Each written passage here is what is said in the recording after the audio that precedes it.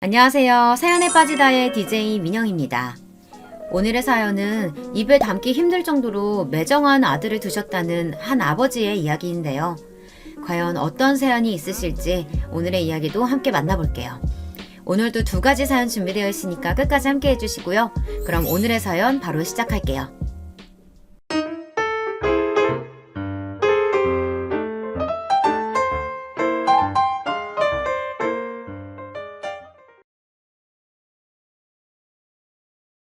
안녕하세요. 저는 올해로 80이 넘은 할아버지입니다. 제가 이 나이 먹도록 인생을 헛살았나 싶어 속상한 마음에 사연을 보냅니다. 저는 지금까지 평생 가족들만 생각하며 살았습니다. 저희 세대야 워낙 살기 힘들었잖아요. 다들 살기 힘들다 보니 가족들끼리 뿔뿔이 흩어져 사는 일도 허다했죠. 저는 10살도 되기 전 아버지를 따라 여기저기 안 가본 곳이 없이 떠돌아다녔습니다. 원래 아버지가 대장장이었는데 일하던 대장간이 문을 닫게 되면서 일이 뚝 끊겨버렸어요. 먹고 살 길이 빠듯하다 보니 어머님과 누나들까지 고향에 있는 공장에 들어가 일을 했습니다. 아버지는 처자식 공장으로 내몰고 가장인 자신이 집에만 있을 수는 없다면서 저를 데리고 무작정 집을 나왔습니다. 그리고는 지방 여기저기를 다니며 닥치는 대로 일하셨어요. 누나만 둘이었던 집안에 막내로 아들인 제가 태어나다 보니 아버지는 저를 유난히 예뻐하셨습니다. 도저히 저를 떼어놓고는 일을 다닐 수 없다면서 지방까지 저를 데리고 다니셨어요. 저는 당시 아버지의 곁에서 많은 걸 배웠습니다. 밭일부터 막노동까지 아버지가 안 하신 일이 없었거든요. 아버지가 일하실 땐 저도 따라다니며 이것저것 보조 역할을 했습니다. 아버지는 힘들게 일해서 번 돈을 저 입히고 먹일 것만 빼고는 모두 다 어머니에게 드렸어요. 어린 시절 아버지 곁에서 돈 버는 일도 많이 배웠지만 가장이 무엇인지를 제일 많이 배웠습니다. 가장은 언제나 처자식이 1번이어야 했어요. 자신보다도 먼저였죠. 그런 아버지를 저는 존경하지 않을 수가 없었습니다. 저는 아버지를 따라 이곳저곳 누비다 보니 사람도 많이 만났어요. 어떨 땐 배에서 만난 사람들과 몇 날 며칠을 함께 뒹굴어 자기도 하고 어떤 날엔 밤새 차를 타고 쪽잠을 자는 날도 있었죠. 그럴 때마다 옆에 있던 아저씨들이 물었어요. 꿈이 뭐냐고요. 저는 그럴 때마다 아버지 같은 가장이 되는 거라고 말했습니다. 80이 넘은 지금도 그때의 아버지 얼굴이 생생해요. 입은 환하게 웃고 계셨지만 눈동자에는 눈물이 가득 고여 있었어요. 저는 아버지를 따라 대장장이가 되었습니다.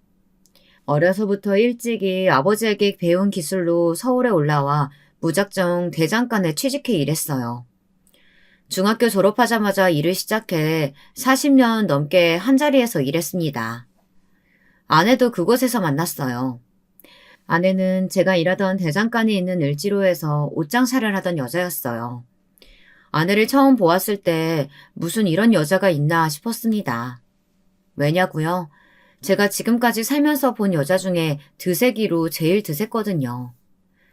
여자가 어쩜 제가 싫어하는 행동만 골라서 하는데 이상하게 그게 싫지가 않더군요. 오히려 다 귀엽게만 보였어요. 제 눈에 안경이라는 말이 딱 저와 아내를 두고 한 말이었죠. 아내는 저와 달리 참 똑똑했어요. 저는 중학교도 간신히 졸업했지만 아내는 고등학교도 나왔거든요. 머리가 얼마나 좋은지 셈도 잘하고 어려운 말도 잘 알아듣는 게 제 눈에는 대단해 보였습니다. 그래서 다른 건 다 참아줄 수 있었어요. 사실 아내가 목소리도 크고 사람들과 싸우기도 많이 싸웠거든요. 시장 사람들이랑 하도 싸우고 다녀서 제가 말리러 다닌 게 한두 번이 아니었어요. 왜 그렇게 싸우고 다니냐고요? 저에게도 눈에 넣어도 아프지 않을 아들이 하나 있었습니다. 아들이 인물은 아내를 쏙 빼다박아 예뻤는데 머리는 절 닮았는지 영 나빴어요. 학교에서 시험만 봤다 하면 못 봐서 동네 애들 사이에서 항상 놀림을 당했습니다. 거기다가 체격도 작아서 매번 맞고 다녔어요. 그럴 때마다 아내는 아들 손을 잡고 아들을 괴롭히는 녀석들을 쫓아가 흠씬 혼내주었습니다. 그러다 보니 애들 싸움이 어른 싸움까지 된 거죠. 한 번은 그런 적도 있습니다. 저희 대장간 바로 옆집에 식당이 하나 있어요. 제가 10년째 다니는 단골 식당이에요. 농담으로 제 아내가 차려준 밥상보다 그 식당 아줌마 밥을 더 많이 먹었다고 할 정도로 막역한 사이였죠. 그런데 아내는 처음부터 그 아줌마를 싫어했어요. 남편도 있는 옆에 내가 식당에 오는 남자들한테 여우짓을 한다며 저하고도 가깝게 지내지 말라고 했거든요. 그런데 하필이면 그 아줌마 아들이랑 저희 아들이 같은 학교에 다녔어요. 하루는 식당 아줌마 아들놈이 제 아들놈이랑 싸워 제 아들놈 코피를 터뜨려 놨나 봐요. 그날 점심때 아내가 장사를 하다 말고 식당에 쫓아왔더군요. 이 예쁜 내가 식당에 오는 남자들한테 살랑살랑 꼬리칠 때부터 내가 알아봤어. 도대체 자식 교육을 어떻게 시켰길래 내 귀한 아들 코를 터뜨려? 뭐야? 이게 미쳤나? 내가 언제 남자들한테 꼬리를 쳤다고 지랄이야? 이게 말이면 다 한 줄 아나? 네가 내 남편 반찬 갖다 줄 때마다 눈웃음 흘리면서 살랑거리는 거 내가 모를 줄 알아? 네 못생긴 아들놈 때문에 우리 잘생긴 아들 콧대 내려앉으면 책임질 거냐고. 아이고 웃기고 있네. 네 남편이나 네 아들이나 둘 다 두꺼비같이 생겼구만. 어디서 개소리하고 앉았어? 뭐? 개소리? 어디 한번 개소리 내는 미친년한테 당해볼래? 그날 시장바닥 전체가 흔들릴 정도로 곡소리가 끊이질 않았습니다. 저는 아내가 막무가내로 굴 때마다 너무 힘들었어요. 오랫동안 시장에서 가게하면서 별별 일을 다 겪어서인지 젊을 때 드셌던 성격이 점점 더 불같이 변했습니다. 그냥 넘어갈 일도 아내는 잘 참지를 못했어요. 문제는 아들도 똑같이 키웠다는 겁니다. 제 아들 녀석이 어릴 때부터 체력도 약하고 공부도 잘 못했어요. 아내는 그런 아들을 강하게 키우겠다고 운동이란 운동은 다 시켰습니다.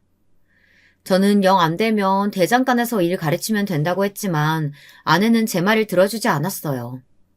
하나뿐인 아들을 우리처럼 키울 수는 없다면서 운동이든 악기든 예체능이라도 시키겠다고 버는 족족 아들에게 다 투자했죠. 아내 생각에 전부 동의한 건 아니었지만 그래도 하나뿐인 아들에게 부족한 건 없이 다 해줘야겠다는 마음만은 저도 아내와 같았습니다. 저희 아버지도 그러셨으니까요. 힘든 형편에도 제가 하고 싶다는 건 다 하게 해주시고 먹고 싶다는 건 다 사주셨어요. 누나들이 샘낼 정도로 말이죠. 그런데 그게 화근이었습니다. 저와 아내 둘 다 먹고 사느라 바빠 아들을 마냥 오냐오냐 키웠더니 아들이 어느새 망가져 있었어요. 아들의 문제를 처음 알게 된 건 저였습니다. 아들이 고등학교에 다니던 시절이었는데요. 그날도 제가 대장간에서 한참 일을 하고 있었는데 가게로 파출소에서 연락이 왔어요. 글쎄 제 아들놈이 파출소에 있다네요. 다른 학교 아이들과 싸움이 붙었는데 제 아들 녀석이 심하게 상대방 아이를 때렸다고 하더라고요. 그래서 맞은 아이 부모가 제 아들 녀석을 신고했대요. 무조건 감옥에 넣겠다고 난리가 났답니다. 저는 놀라서 한달음에 파출소로 달려갔어요. 그런데 아들에게 맞았다는 아이들의 말을 듣는데 저는 소름이 돋았습니다. 그만하라고 죽는다고 말렸는데도 제 아들놈이 멈추지 않고 때렸대요. 심지어 싸운 아이 중 한 명은 상태가 심각해 병원에 입원까지 했답니다. 저는 한숨밖에 나오질 않았어요. 거기다가 파출소에는 아들 학교 선생님까지 와 계셨습니다. 저 새끼 저거 완전 미친놈이에요. 권투 배웠다고 자랑하길래 그냥 좀 같이 놀자고 한 건데 나중에는 담뱃불까지 얼굴에 지지려고 했다니까요. 상황은 심각했습니다. 선생님 말씀이 피해자 학생 부모의 의견이 강경해서 잘못하면 학교까지 잘릴 수 있는 상황이라고 하더군요. 안 그래도 답답해 죽겠는데 아내는 파출소까지 찾아와 더 난리를 쳤습니다. 애들끼리 싸울 수도 있지. 별것도 아닌 일 가지고 애 인생을 망치려고 해요. 병원비 물어주면 되잖아요. 제가 아는 아내는 분명 셈이 빠르고 똑똑한 사람이었습니다. 그런데 언제 저렇게 무식한 여편애가 된 건지 모르겠더군요. 저는 아내를 데리고 밖으로 나왔습니다. 피해자 애들 부모한테 무릎 꿇고 사과해도 시원찮을 판에 당신 그게 지금 무슨 태도야? 옛날에 우리 애들 맞고 들어왔을 때 생각 안 나? 한 대만 맞고 와도 난리치고 쫓아가던 사람이 무식하게 왜 이래? 뭐? 무식? 중학교도 간신히 졸업한 주제에 어디서 나더러 무식이래? 당신이 무식한 대장장이니까 저 인간들이 우리 무시하고 내 아들 구치소에 쳐넣으려고 하는 거잖아. 아내와는 말이 통하질 않았습니다. 아주 아나무인이 따로 없었어요. 그래, 내가 무식하고 배운 거 없는 대장장이라 처자식 무시당하게 하는 못난 애비다. 저는 아내에게 모진 말을 퍼붓고 다시 파출소로 들어가 피해자 부모들 앞에 무릎을 꿇었습니다. 제 아들이 잘못한 건 분명하지만 이대로 고등학교도 졸업 못하게 할 수는 없었어요. 아내가 드세고 무식한 소리를 하긴 해도 다 틀린 말은 아니에요. 제 아들까지 저처럼 중졸의 대장장이로 만들 수는 없으니까요. 다행히 사건은 잘 마무리됐습니다. 학교에서도 근신을 받기는 했지만 졸업하는 데 무리는 없었어요. 그런데 저희 가정의 문제는 그때부터가 시작이었습니다. 한번 어긋나기 시작한 부부관계는 걷잡을 수 없이 나빠졌어요. 아내는 툭하면 저를 무시했습니다. 그뿐만이 아니라 뭐든 제 탓을 했어요. 당시에 저희 부모님은 고향에 살고 계셨어요. 젊어서 힘들게 모은 돈으로 오래된 집 한 채와 땅을 사 농사를 짓고 계셨죠. 아버지의 오랜 꿈이셨거든요. 젊어서 제대로 된 거처도 없이 매일 여기저기 남의 일만 하시다 보니 자기 집을 갖고 자기 땅에서 일하는 게 소원이셨어요. 그런데 아내가 그 땅이 올랐다는 소리를 어디서 듣고 와서는 그걸 가지고 괜한 꼬투리를 잡더군요. 매일 우리 아들 노래만 부르시면 뭘 해. 돈이고 땅이고 올라도 한 푼도 내주지를 않는데. 당신이 아버지께 잘 말씀드려서 땅값 올랐는데 팔아서 돈 좀 달라고 해. 아버지 땅이 내 것도 아닌데 팔긴 뭘 팔아. 당신은 평생 일만 하고 사는 내가 안쓰럽지도 않아? 우리 하나밖에 없는 아들 앞날 걱정되지도 않냐고. 20살 넘은 아들 앞날을 왜 내가 걱정해. 지금까지 먹이고 재워줬으면 앞으로는 자기가 알아서 살아야지. 아내가 뜬금없이 저희 아버지의 땅 이야기를 한 데는 다 이유가 있었습니다. 20살이 훌쩍 넘도록 제 앞가림 하나 못하는 아들 녀석 때문이었죠. 고등학교 내내 크고 작은 사고를 치고 다니던 놈은 고등학교도 간신히 졸업하더니만 몇 년째 일할 생각은 안 하고 집에서 놀고 먹고만 있었습니다. 처음엔 저도 아들에게 하고 싶은 일 있으면 말하라. 아버지가 많이는 못 도와줘도 최대한 도와주겠다고 했어요. 배우고 싶은 게 있으면 배워보라고도 했습니다. 그런데 아들놈은 아무 생각이 없었어요. 매일 양아치 같은 친구들이랑 어울려 다니면서 도대체 뭐라고 다니는지 매일 술만 먹고 다녔습니다. 저는 그 꼴이 한심해서 절대 돈을 주지 말라고 했지만 제 말을 들을 아내가 아니었습니다. 저도 모르게 아예 생활비를 대주고 있는 것 같더군요. 저는 20년 만에 처음으로 아내와 아들에게 화를 냈어요. 그리고 엄포를 놓았습니다. 앞으로 딱 3개월만 참아줄 테니 그 안에 직장을 구해서 집을 나가라고 했어요. 그렇지 않으면 일절 지원을 끊겠다고요. 아니면 지금이라도 당장 대장간에 나와 일을 배우라고 했습니다. 그러면 제가 월급은 주겠다고요. 저라고 하나밖에 없는 아들한테 모진 소리 하고 싶었겠습니까? 그런데 정말 아들 녀석 얼굴만 보면 답이 보이질 않았어요. 다 제가 못나서 잘못 키운 탓이겠지만 어쩜 저렇게 생각이 없고 철이 없나 싶어 속이 터졌습니다. 거기다가 그런 아들놈을 싸고 드는 아내도 미웠어요. 하루 종일 새냄새 맡아가며 고생하는 남편은 둘째치고 아들놈 편만 드니까요. 제가 생각한 가정은 이런 게 아니었어요. 어린 시절 저희 부모님은 항상 떨어져 지내셨습니다. 그런데도 오랜만에 만나면 항상 가슴이 벅차오를 정도로 서로를 아끼셨어요. 제가 꿈꿔온 가정은 현실이 아무리 고단하고 힘들어도 함께 있으면 언제나 서로를 응원하고 힘이 되어주는 거였습니다. 그런데 저와 아내는 매일 붙어 있어도 서로를 미워하고 탓하기만 했습니다. 아들도 마찬가지였고요. 아들은 제 엄포에도 변하질 않았어요. 오히려 더 못나게 굴었죠. 저는 죽어도 대장간에서는 일 안 해요. 제가 그렇게 힘든 일을 어떻게 하겠어요? 처음부터 잘하는 사람이 어딨어. 아버지가 옆에서 잘 가르쳐 줄 테니까 천천히 해보자. 이게 보기에는 어려워 보여도 한번 배워두면 평생은 먹고 살아. 저는 어떻게든 아들에게 사내 고실은 하게 살게 하고 싶어서 어르고 달랬습니다. 차라리 우리 대장간 그만두고 그 돈으로 큰 가게 하나 차리는 거 어때요? 고급 레스토랑이나 술집 같은 거요. 저한테 기회 주시면 제가 잘해볼게요. 혹시 알아요? 제가 잘 돼서 어머니 아버지 둘 다 일 그만두고 호강하실지? 아들놈은 겉만 번지르르 하고 뜬구름 잡는 이야기만 해댔습니다. 주방에 한번 들어가 본 적도 없는 놈이 도대체 레스토랑은 어떻게 하겠다는 건지 모르겠습니다. 거기다가 잠도 많아서 새벽에 일어나지도 못하는 게 무슨 술집을 하겠다는 건지 이해할 수가 없었죠. 이게 아직도 정신 못 차리고 헛소리하고 있네. 직장 생활도 한번 못 해본 네가 무슨 장사야? 너 내가 좋게 말하니까 말을 못 알아듣는 것 같은데 당장 내일부터 대장간에 나와. 안 그러면 집에서 아예 쫓아낼 줄 알아. 당시에 고향에 계신 아버지도 건강이 좋지 않아 저는 이래저래 싱숭생숭했습니다. 어머니가 아버지 때문에 힘들어 하셨거든요. 그런데 그 와중에 아들놈이 또 사고를 쳤습니다. 이번엔 아예 집을 나가버렸어요. 그때는 카드고 뭐고 없을 때라 뭐든지 다 현금만 가지고 다니던 시대예요. 큰돈이 들어갈 일이 있으면 가방에 돈을 넣어 품에 꼭 안고 다녔습니다. 그때 아버지께서 큰 수술을 받게 돼서 저희 서울집에 와 계실 때였어요. 급하게 병원비 낼 돈이랑 거래처에 줘야 할 돈이 있어서 현금을 많이 찾아 가방에 넣어뒀었어요. 그런데 이 아들놈의 새끼가 그걸 어떻게 알고 제 가방을 들고 집을 나갔습니다. 상놈도 이런 상놈이 없어요. 그때 힘들었던 걸 생각하면 지금도 자다가 벌떡벌떡 일어날 정도입니다. 아버지는 수술을 받고 중환자실에 누워 계시는데 돈 가지고 나간 아들놈은 도대체 어디 있는지 연락도 안 되고 속이 터지더군요.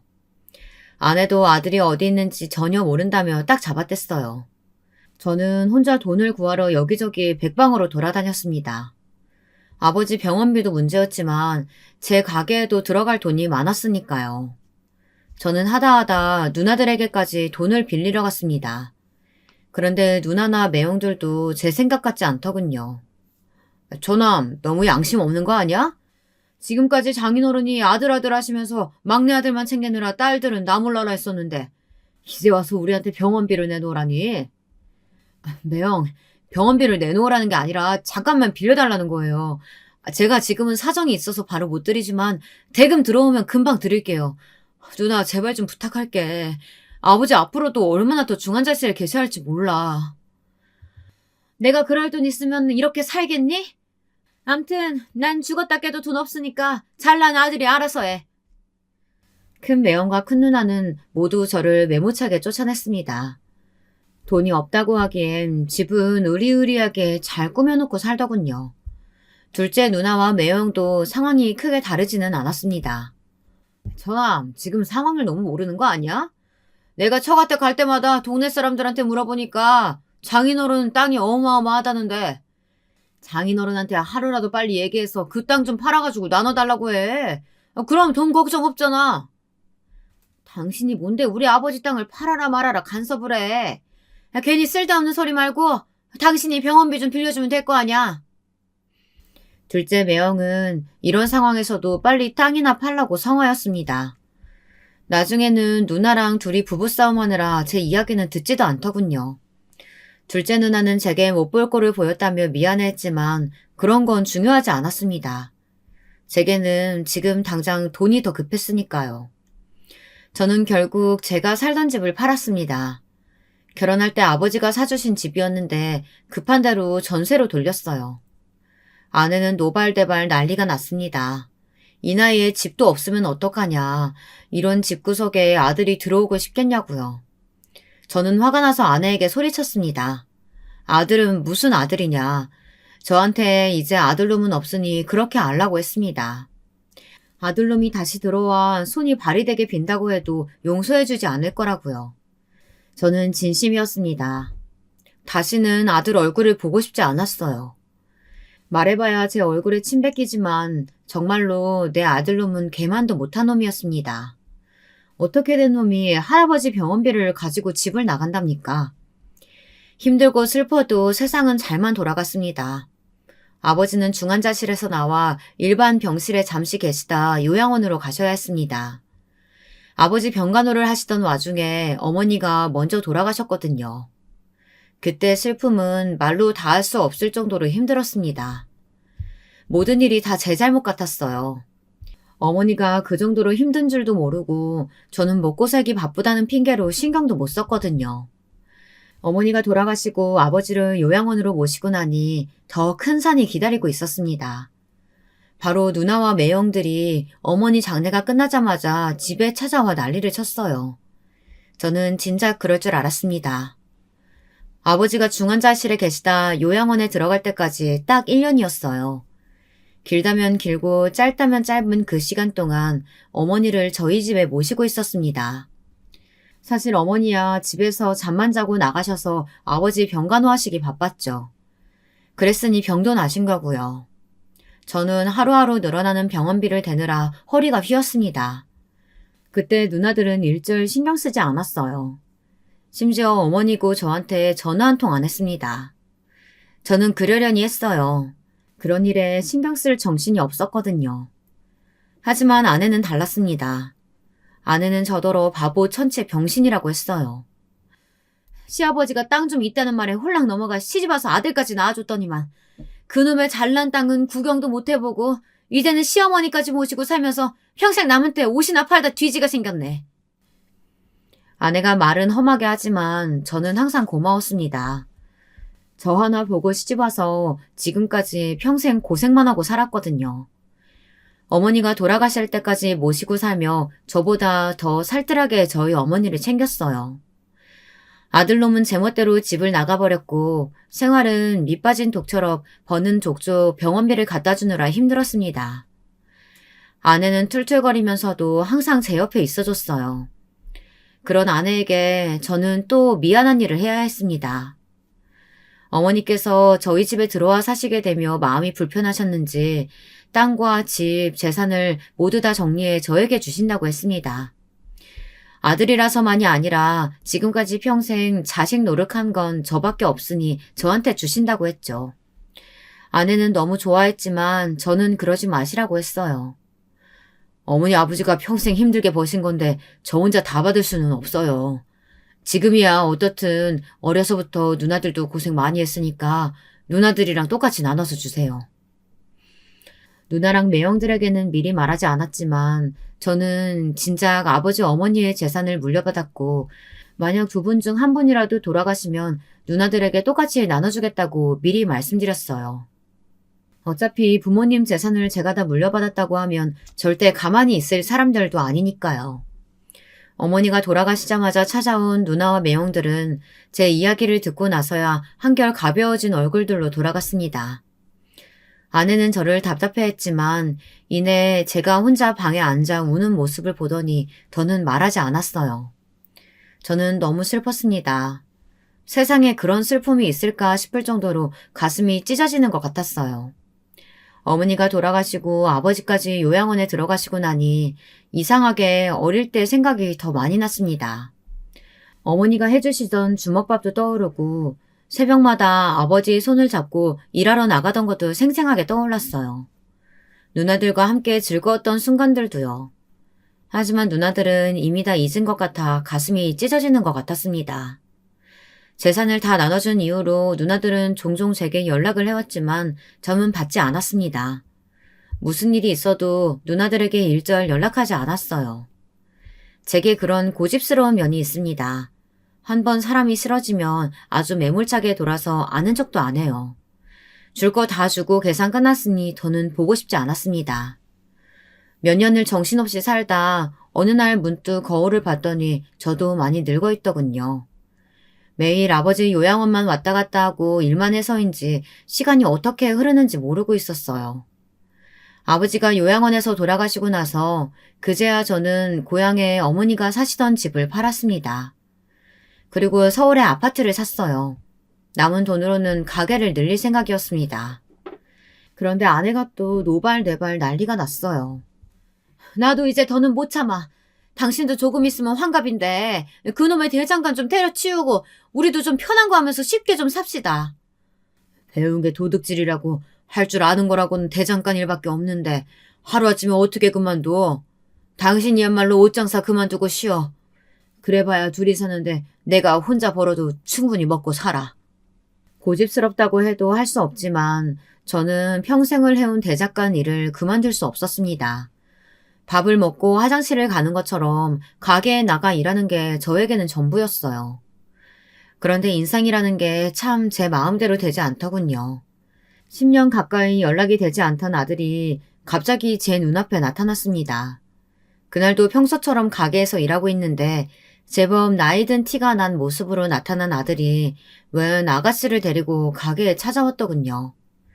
저는 갑자기 무슨 바람이 들어 나타났냐고 퉁명스럽게 말했지만 마음은 그렇지 않았습니다. 오랜만에 아들을 보자 너무 반갑고 좋아 하마터면 달려가 아들을 끌어안을 뻔했어요. 하지만 괘씸한 건 괘씸한 거였어요. 아들놈이 제 돈을 들고 집을 나갔던 것만 생각하면 아직도 피가 거꾸로 솟는 것만 같았습니다. 그래도 자식놈은 형제들과 다르더군요. 바짝 마른 모습을 보니 마음이 아팠어요. 저는 그래도 제 발로 들어온 아들을 그냥 내쫓을 수 없어 근처 다방으로 데리고 갔습니다. 그런데 아들놈은 제게 잘 지냈냐 안부 한마디 없이 다짜고짜 결혼하겠답니다. 여자가 임신했다네요. 그러고 보니 아들님이 데리고 같이 온 아가씨가 아들보다 서너 살은 어려 보이는데 배가 볼록하게 나왔더군요. 그리고 아들 옆에 앉아 계속 눈물을 흘리고 있었어요. 저는 며느리 될 애가 아무래도 많이 긴장한 것 같아 괜찮다고 다독여줬습니다. 그 시대야 여자가 결혼 전에 애를 가지면 세상 큰일 나는 줄 알던 시대였으니 눈물이 절로 날만 했습니다. 그래도 한 식구가 되려고 해서인지 제 눈에는 며느리가 안 돼 보이더군요. 남의 집 귀한 딸내미 마음고생하게 한 우리 아들놈이 나쁜 놈이니까요. 그런 와중에 제 아들놈은 또 정신 빠진 소리를 해댔답니다. 결혼식이니 뭐니 그런 건 다 필요 없어요. 할머니 돌아가시고 나서 땅 좀 받으셨다면서요?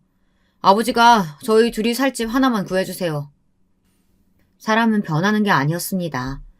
제 아들놈이지만 이놈은 그냥 정신이 빠진 놈이었어요. 그때였습니다. 아들놈 말에 며느리가 아주 대성통곡을 하더군요. 다방에 있는 사람들이 모두 다 저희만 바라봤습니다. 저는 며느리를 달랬어요. 그렇게 울면 뱃속 아기가 얼마나 힘들겠냐고요. 제 말엔 며느리는 설움이 폭발했는지 제게 하소연을 했습니다. 아버님, 이 인간이 얼마나 못됐는데요.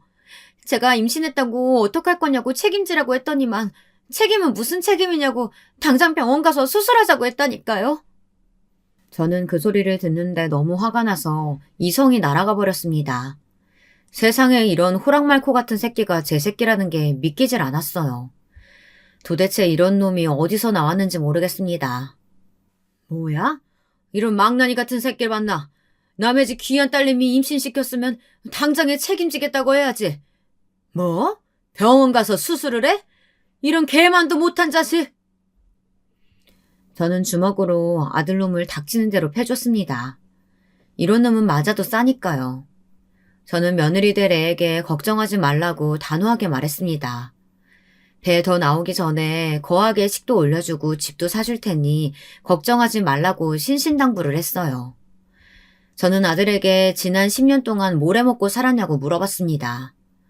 아버지 돈까지 훔쳐 도망갔으니 잘 먹고 잘 살았냐고요. 그런데 아들이 하는 말이 가관이었습니다. 글쎄 몇 천이나 되는 큰 돈을 가지고 나가서는 그 돈을 다 날렸답니다. 친구랑 사업해보겠다고 투자를 했다는데 알고 보니 그게 사기였던 거죠. 저는 답답해서 그럼 그때라도 집에 들어왔어야지 그동안 뭘 해먹고 살았냐 물었습니다. 집에 와봐야 뭐래요. 제가 돈 날린 거 알면 아버지는 무조건 대장권에서 일 배우라고 난리였을 텐데. 차라리 그냥 여기저기 다니면서 되는 대로 먹고 살았어요. 그걸 말이라고 해? 어이구 한심한 자식. 너도 이제 처자식 생겼으니까 내일부터 당장 대장간에 나와서 일 배워. 그놈의 대장간 일 뭐 좋다고 아들한테까지 물려주려고 그래요.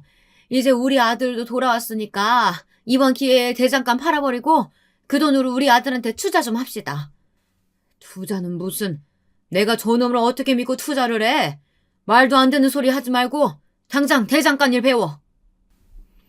저는 아들도 아내도 다 헛소리 한다고 생각했습니다. 듣고 싶지도 않았어요. 임신한 며느리 때문에 그냥 용서하고 받아주기는 했지만 사실 아직 아들을 믿는 건 아니에요. 앞으로 어떻게 하는지 지켜보고 나서 투자를 할지 말지 생각해 보기로 했습니다. 어쩌겠어요. 저런 못난 놈도 어쨌든 제 자식이니 사고를 쳤으면 부모인 제가 수습해야죠. 저는 약속한 대로 아들 며느리 결혼식도 올려주고 서울에 번듯한 집도 한 채 사줬어요. 제가 자식이 둘 셋도 아니고 하나인데 이왕 손주까지 생기는 거 좋은 집으로 해주고 싶어 통 크게 해줬습니다. 미워도 핏줄이라 그런지 아들놈이 며느리랑 사는 모습을 보니 지금까지 쌓여있던 화가 눅놓듯 사라지는 것 같더군요. 아들이라는 놈은 지난 10년 동안 도대체 어떻게 먹고 살았는지 할 줄 아는 거라고는 하나도 없었습니다. 제가 일 안 하면 한 푼도 도와주지 않겠다고 해서 억지로 대장간에 나오기는 했지만 써먹을 데가 없었습니다. 거기다가 못 본 새에 나쁜 건 다 배웠더군요. 어느 날이었어요. 아침에 출근해서 일 좀 하려고 하면 아들놈은 툭하면 사라졌습니다. 처음엔 대장간이 답답해서 나갔나 보다 했는데 시간이 지날수록 이상했어요.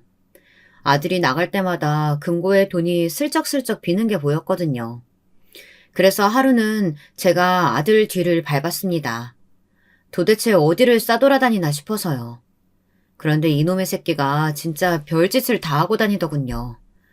언제 또 알았는지 시장 골목에 아저씨들끼리 모여 화투나 카드를 치는 하우스 같은 곳이 있었는데요. 이 새끼가 거길 드나들더라고요. 아무리 철이 없어도 그렇지 이제 처자식도 있는 가장이 어쩜 저렇게 정신을 못 차리나 싶었습니다. 저는 당장 따라 들어가 귀때기를 잡아 끌고 나왔어요. 이 한심한 놈아, 30도 훨씬 넘은 놈이 아버지 돈에 손대는 것도 모자라서 이제는 도박까지 해?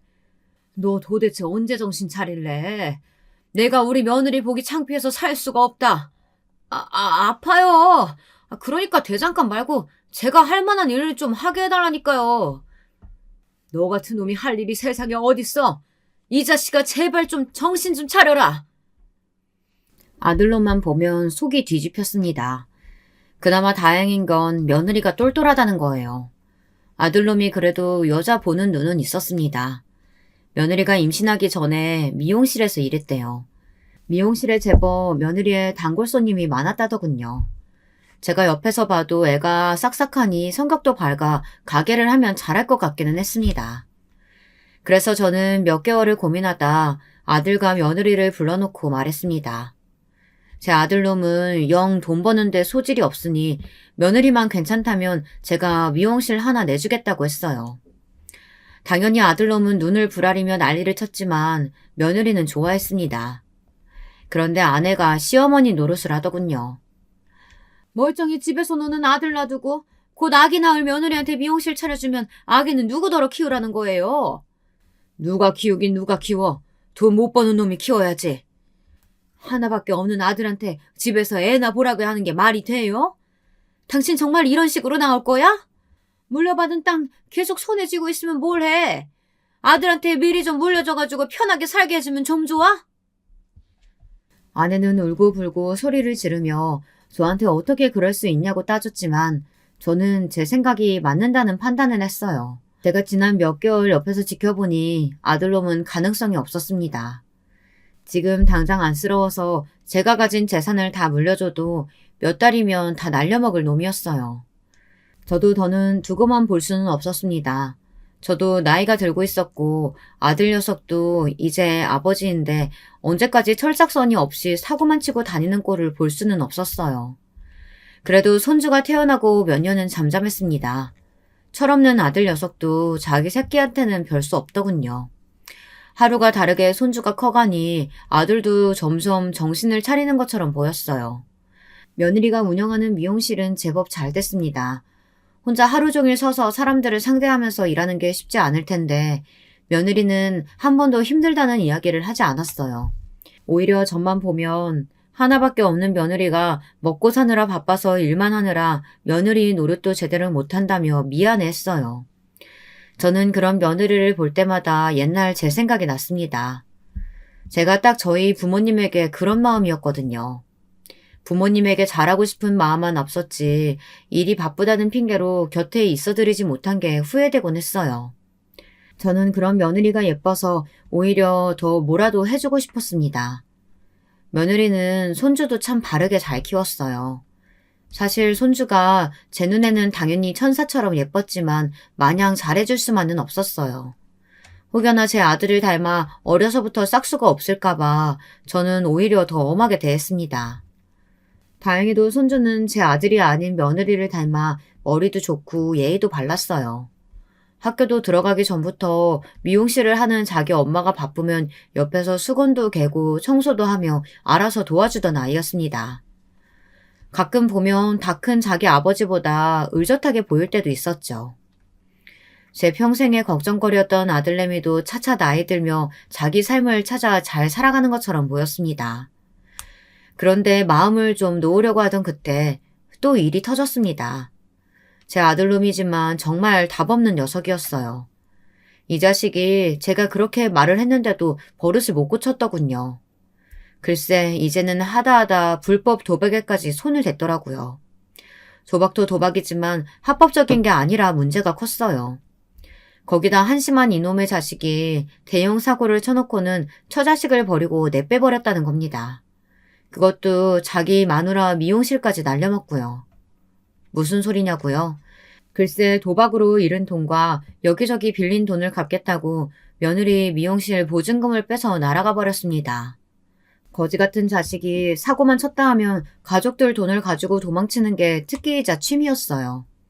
저는 도저히 창피해서 며느리 얼굴을 못 보겠더군요. 아버님 걱정하지 마세요. 그 인간 나가서 또 돈 떨어지면 알아서 들어올 거예요. 속 깊은 며느리는 오히려 제 걱정을 했습니다. 제가 갑자기 사라져버린 아들놈을 걱정이라도 할까봐 신경이 쓰였나 보더군요. 제 아들이지만 못나도 정말 못났습니다. 이런 좋은 아내를 두고 왜 그렇게 정신을 못 차릴까 싶었어요. 아들은 빚쟁이들 눈을 피해 몇 년을 도망자 신세로 다녔습니다. 저는 아들이 궁금하지 않았어요. 가끔 미용실에 지 처자식을 보러 오는 것 같기는 했지만 모르는 척 했습니다. 꼴도 보기 싫어서요. 그리고 며느리에게도 절대 돈을 주지 말라고 했어요. 그런 놈 무시하고 살라고요. 그렇게 아들과는 다시 또 몇 년 동안 연을 끊고 살았습니다. 저도 이제 많이 늙었습니다. 어느새 아버지가 돌아가신 나이보다 훨씬 더 나이를 먹었죠. 제 며느리도 벌써 50이 다 돼가고 손주 녀석도 얼마 안 있으면 대학생이 됩니다. 시간이 참 빨라요. 손주 녀석이 대학에도 가고 결혼까지 하는 모습을 과연 볼 수 있을까 싶었는데 지금 건강만 같으면 우리 하나밖에 없는 손주가 증손주까지 낳는 것을 볼 수 있겠다 싶었습니다. 아내는 가끔 밤이면 아들 사진을 꺼내놓고 울기도 합니다. 아무리 자식이 못났어도 자식을 버리는 부모가 어딨어. 우리 새끼는 나가서 죽었는지 살았는지도 모르는데 당신은 피도 안 섞인 며느리만 그렇게 싸고 돌아야겠어? 당신이야말로 하나밖에 없는 자식 새끼 그 따위로 키워서 장가까지 보냈으면 며느리한테 미안한 마음 가지고 더 잘해줘. 남편 노릇 나비 노릇은 하지도 않고 한량처럼 맨날 떠돌아다니는 자식이랑 헤어지지도 않고 참고 살아주는 게 얼마나 고마워. 우리 새끼가 한량이라서 떠돌아다녀요? 당신이 한 번을 아들이 해달라는 대로 해주질 않으니까 애가 집에 정을 못 붙이는 거지. 웃기고 있네. 당신이야말로 그 자식 그렇게 안쓰럽고 불쌍하면 나가서 그 놈이랑 살아. 난 그 자식 아주 꼴도 보기 싫으니까. 80이 넘을 때까지 아들놈 뒤지다거리 하는 부모가 세상에 어디 있답니까? 자기 손으로 돈 한 번 제대로 벌어본 적 없는 놈이 다 늙은 부모 일절 봉양할 생각은 안 하고 맨날 재산이나 먼저 달라고 조르며 말도 안 되는 소리를 해대는데 누가 예쁘겠습니까? 그러던 어느 날이었습니다. 제 생일이 며칠 남지 않았을 때였는데 웬일로 아들놈이 집에 찾아왔더군요. 몇 년 동안 코빼기도 보이질 않던 녀석이라 저는 웬일인가 싶었습니다. 그런데 뜬금없이 나타나 한다는 소리가 이상했어요. 지금까지 살면서 제게 고맙습니다 한 번 한 적 없던 아들내미가 갑자기 지금까지 너무 잘못했다면서 무릎까지 꿇고 사과를 하더군요. 지금까지 본인이 살아온 인생을 전부 다 후회한다고 하면서요. 이제는 힘없이 쭈글쭈글해진 제 손까지 잡으며 앞으로 저와 아내에게 잘하겠다고 제발 믿어달라고 했습니다. 우리야 이제 다 늙었으니 더 좋고 나쁠 게 어디 있어. 내 바람은 딱 하나야. 우리 집 장남이자 기둥인 네가 며느리랑 손주랑 셋이 화목하게 사는 거. 그러기만 하면 내가 지금 당장 눈 감아도 괜찮겠어. 아들은 제 손가락까지 걸고 약속했습니다. 앞으로는 정말 달라지겠대요. 손주도 이제 대학생인데 자기가 정신 차리지 않으면 되겠냐면서요. 저는 평생에 처음 보는 낯선 모습에 아들을 마지막으로 믿어보기로 했습니다. 아들 말대로 자기 자식이 저렇게 장성의 성인이 됐는데 다 생각이 있겠지 싶었죠. 그런데 정말 변하기로 하긴 했는지 이래저래 노력을 많이 했습니다. 저희 집에도 자주 와서 같이 밥도 먹고 전화도 자주 하더군요.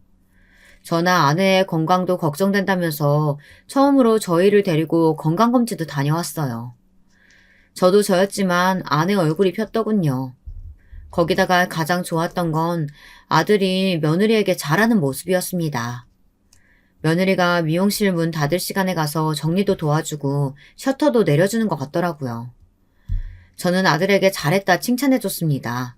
그렇게 하나하나 노력하다 보면 며느리와의 사이도 예전으로 돌아갈 수 있을 거라고요. 그런데 어느 날 아들이 기특한 제안을 했습니다. 저와 아내에게 꽃놀이를 가자고 하더군요. 저는 며느리와 손주도 데려가자 했지만 아들은 꼭 셋이서 소풍을 가고 싶다고 했어요. 제가 어릴 때도 우리 셋이 소풍 간 적 한 번도 없잖아요. 저 나이 들기 전에 우리 셋이 한번 소풍 가고 싶어요. 아들 말이 맞았습니다. 뭐가 그렇게 살기 바빴다고 우리 세 식구 소풍은커녕 꽃놀이 한번 가본 적이 없더군요. 80이 넘어서야 처음으로 아들과 아내 손을 잡고 소풍을 간다는 게 가장으로서 미안했습니다. 제 딴에는 아내와 아들에게 언제나 성실한 아버지라고 생각했었는데 사실 돌이켜보면 대단하게 잘해준 것도 없는 것 같더군요. 아들은 대견하게도 도시락까지 싸왔습니다. 저와 아내를 주겠다고 과일까지 예쁘게 잘라 먹기 좋게 해왔더라고요. 정말 오랜만에 바람도 쐬고 꽃놀이도 실컷 했습니다. 그런데 그때 제 핸드폰이 울렸어요. 메시지 한 통이 왔는데 손주가 보낸 메시지더군요. 저는 반가워서 바로 메시지를 확인했습니다. 꽃놀이 왔는데 너무 좋다고 다음에 꼭 같이 오자고 말할 생각이었죠. 그런데 손주의 메시지 내용이 충격적이었어요. 할아버지, 설마 아빠랑 어디 가셨어요? 절대 아빠 따라가시면 안 돼요. 할아버지 무조건 죽어요. 저는 도대체 이게 무슨 말인가 싶어 한참 핸드폰을 봤습니다. 읽고 또 읽어도 이해가 되지 않아 핸드폰을 들고 화장실에 가서 손자에게 바로 전화를 했습니다. 그리고 도대체 메시지 내용이 무슨 소리냐고 물었죠. 그러자 손자가 하는 말이 저는 도무지 이해가 안 됐어요. 할아버지, 그게 사실은 아빠가 내내 제 컴퓨터를 썼는데요. 검색창에 이상한 게 있어요. 절대 아빠랑 같이 어디 가시면 안 돼요. 손자가 도대체 뭘 봤는지 놀라서 말을 버벅거리기까지 하더라고요. 저는 우선 손자부터 다독여 진정시켜야 할 것 같아 차분하게 말해보라고 했습니다. 그러자 손주가 애써 진정을 하며 다시 말을 하는데 들을수록 믿기지 않았어요. 손주 컴퓨터 검색창에 아들이 수면제 구입 방법, 교통사고 사망 시 보험금 수령 금액, 교통사고 중 운전자만 생존 등등 교통사고에 대한 내용과 부모가 사망 시 자녀에게 재산 상속이 어떤 식으로 지급되는지도 계속해서 검색했답니다. 손주 목소리는 계속해서 떨렸습니다. 저는 손주에게 너무 미안해 알겠다고 할아버지 아무 일도 없을 거니까 걱정하지 말라고 했습니다. 저는 손주의 말을 듣고도 설마설마 했어요. 아무리 제 아들이 망나니 같아도 부모를 죽이려고 작정하는 놈은 아닐 거라고 믿고 싶었거든요. 그런데 제 아들은 망나니 정도가 아니라 천하의 개 호로 자식이었습니다. 정말 저와 아내를 죽일 생각이었나 봐요. 집으로 돌아오는 길에 아들이 커피를 타왔다며 종이컵에 커피를 한가득 주더라고요. 저는 왠지 먹기가 겁났습니다. 자꾸만 머릿속에 손자가 말한 수면제 구입 방법이 떠올랐거든요. 아들이 준 커피에 수면제라도 들어있으면 어쩌나 이런 걱정뿐이었습니다. 저는 아들 앞에서는 먹는 척만 하고 슬쩍 커피를 바닥에 버렸습니다. 차마 아내에게 건넨 것까지는 버리질 못했고요. 아내에게 도무지 뭐라고 말해야 할지 몰라서요. 그런데 차를 타고 몇 분 가지도 않았는데 아내가 금세 골아떨어졌습니다. 정말 무슨 약이라도 먹은 사람처럼 그냥 잠들어 버렸어요. 어머니가 많이 고단하셨나 봐요. 금방 잠드셨네요. 아버지는 괜찮으세요? 피곤하시면 주무세요. 제가 도착하면 깨워드릴게요. 순간 저는 온몸에 소름이 돋았습니다. 운전석에 앉은 사람이 정말 제 아들이 맞나 싶을 정도로 무서웠어요. 아들은 자꾸만 저에게 피곤하지 않냐고 물었습니다. 저는 아무래도 안 되겠다 싶어서 눈을 감고 잠든 척 했습니다. 그런데 뭔가 이상하더군요. 차가 자꾸만 비틀비틀 하는 것 같았어요. 저는 실눈을 뜨고 슬쩍 앞을 봤습니다. 그런데 그 순간 갑자기 아들 차가 중앙선을 넘어가려고 하더군요.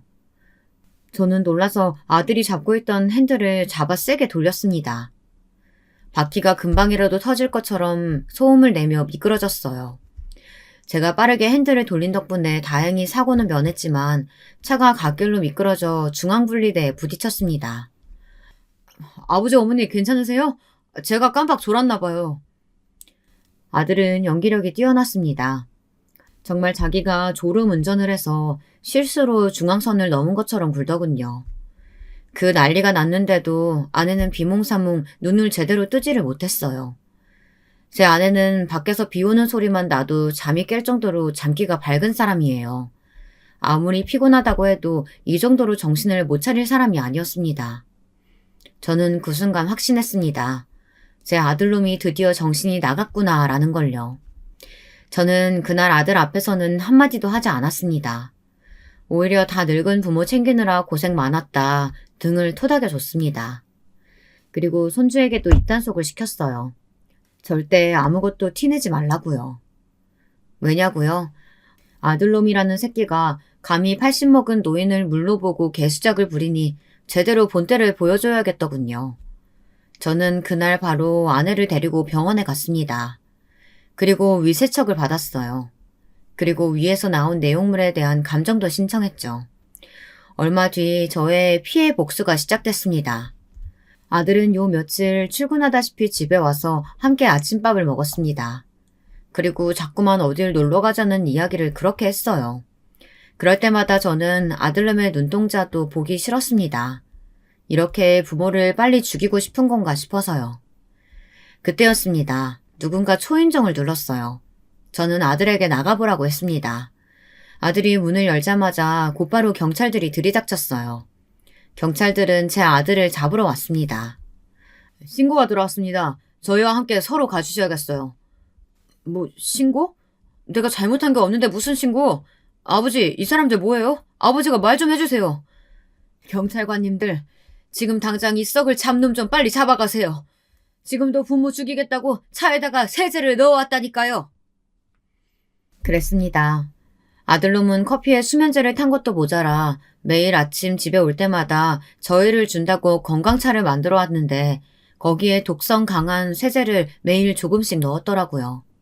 한번 경험이 있다 보니 저는 아들이 주는 음식은 먹지 않았습니다. 모두 다 모아서 신고했어요.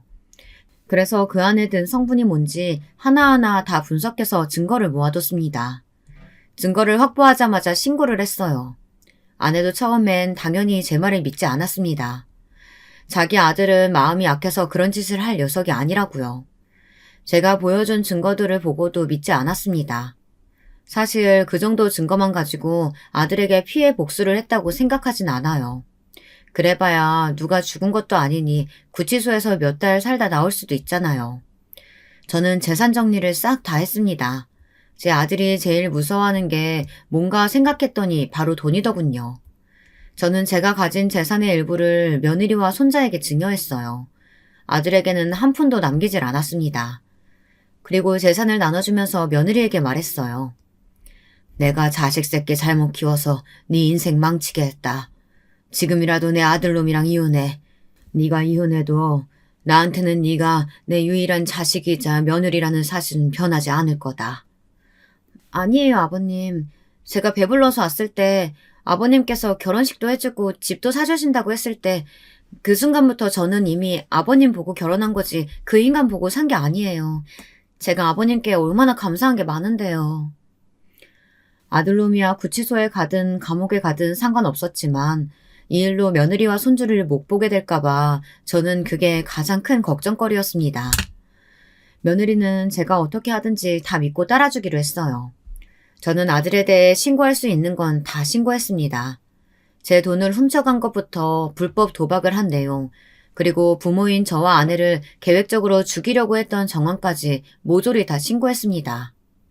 그 이후에 어떻게 됐냐고요? 아들은 지금도 구치소에 있어요. 제가 고소한 내용이 워낙 많아서 구치소 안에서도 계속 조사를 받고 있습니다. 그리고 수많은 고소장들 사이에 제가 쓴 편지도 한 통 넣었어요. 범죄자 새끼에게는 10원도 한 푼 줄 수 없어서 네 이름은 호적에서 아예 파버렸으니까 절대 우리 가족 앞에 나타날 생각하지 마라. 혹여나 내 말 무시하고 내 며느리나 손주 앞에 나타날 날에는 내가 가진 모든 걸 걸어서라도 다시 감옥에 넣어버릴 거다. 변호사 말이 아들은 교도소에서 한 4, 5년은 있다 나올 것 같다고 하더군요. 무슨 법이 부모를 죽이려고 한 자식 새끼를 멀쩡히 살려두는 건지 모르겠지만 어쨌든 저는 제 아들 새끼는 이미 죽었다고 생각하고 살기로 했습니다. 사실 꽃놀이를 다녀오던 그날 차 안에서 제 아들놈은 이미 죽은 거나 다름없으니까요. 아내는 충격에서 아직 벗어나지 못하고 있지만 저와 며느리가 옆에서 잘 챙기고 있습니다. 손주도 대학 다니며 열심히 살고 있고요.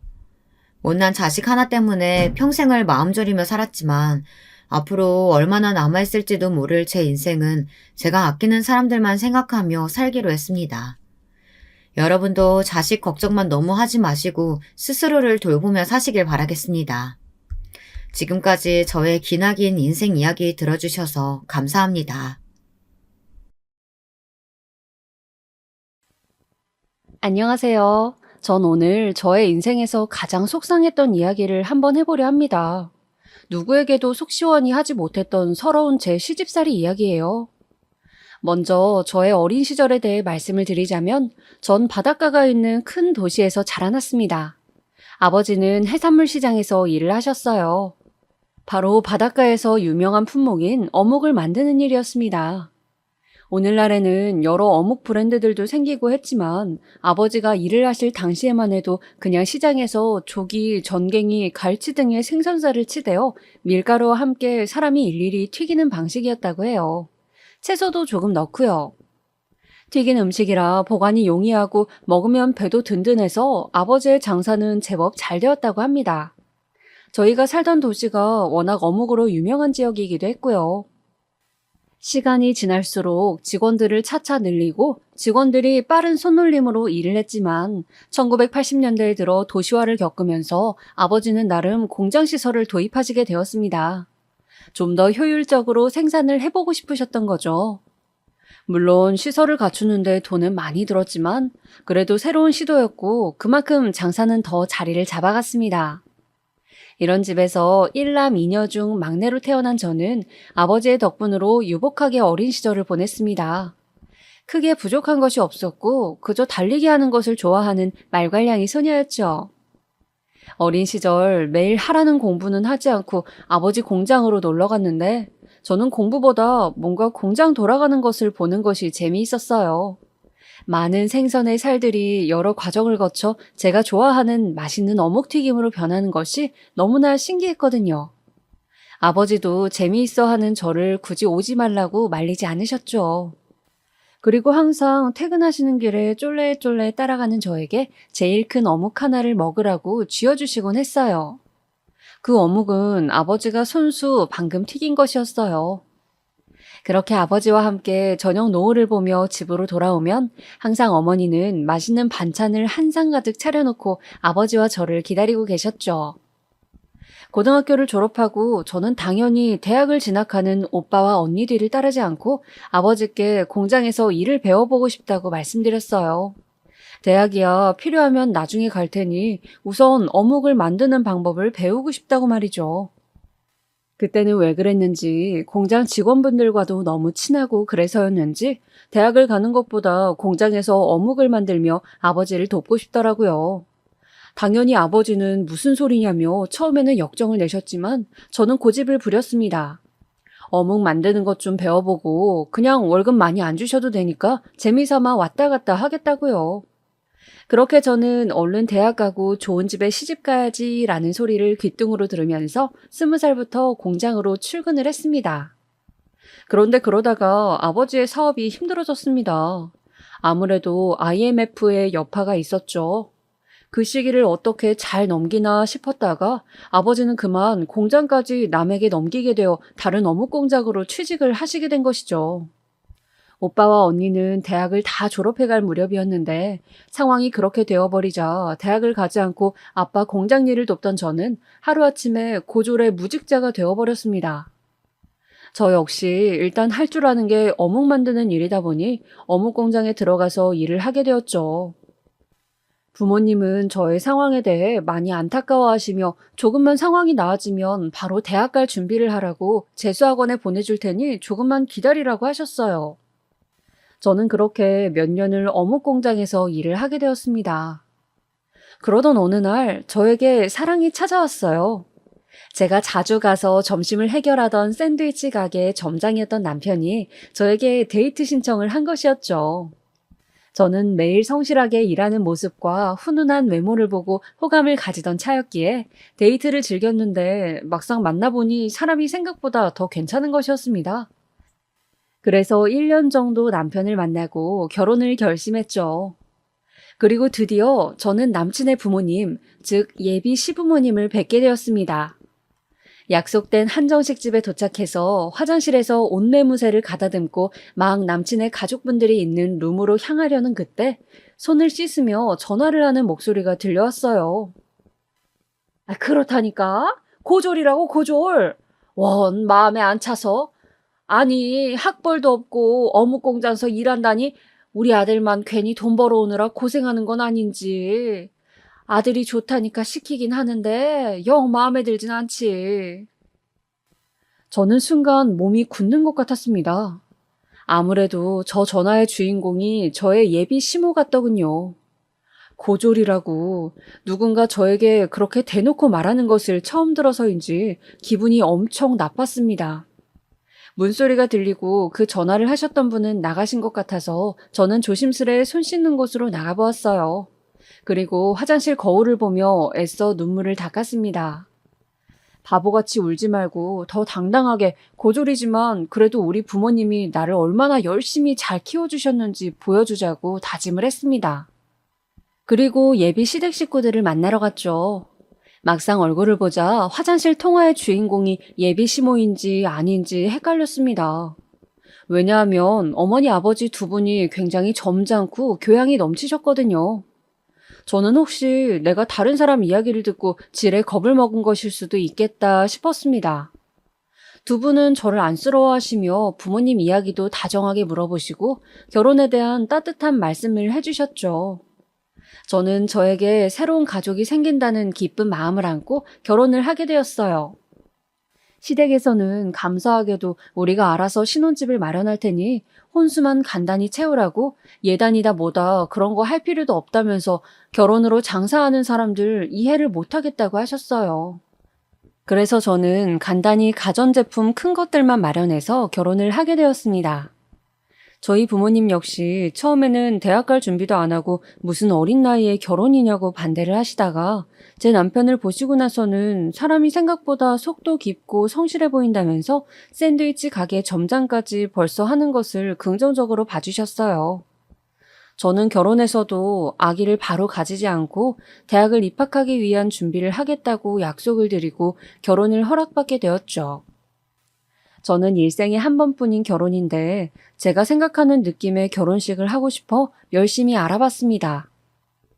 저는 5월에 신부가 되고 싶었어요. 그리고 가든파티 느낌이 나는 결혼을 하고 싶었죠. 그러기 위해서는 야외 식장이 필요했습니다.